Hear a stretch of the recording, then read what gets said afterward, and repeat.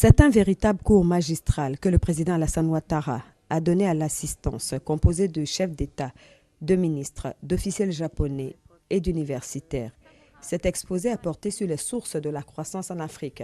Le président ivoirien, reconnu dans le monde pour son expertise économique, ses analyses a indiqué que la croissance en Afrique va connaître une légère décélération avant d'être relancée très rapidement en 2014.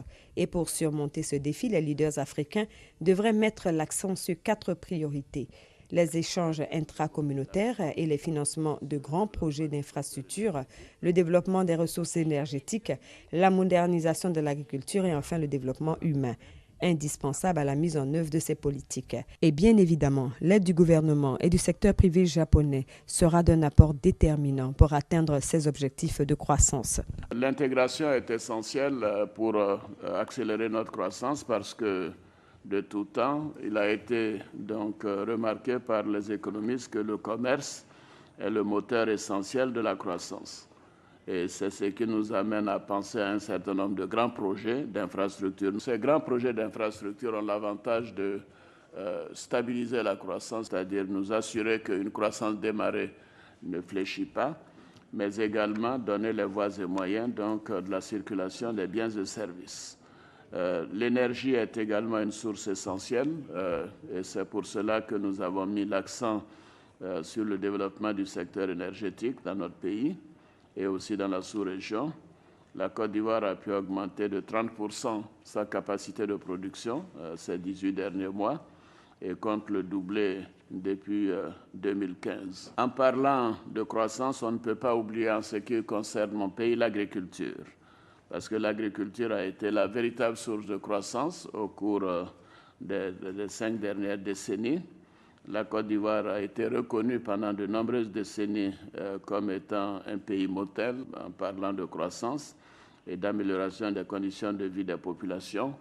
Et l'agriculture permet non seulement donc la réduction du chômage, mais également une agriculture moderne permet d'aller plus loin vers des industries manufacturières.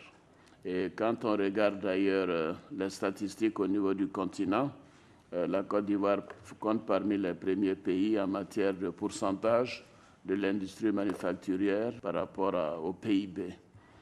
L'agriculture doit être une source non seulement d'alimentation de la population, puisque nous savons tous à quel point le degré de pauvreté est élevé dans nos pays, mais également une source d'exportation.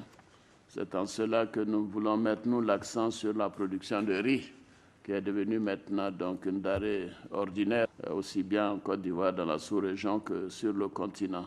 On ne peut pas parler de tous ces éléments matériels sans parler du développement humain.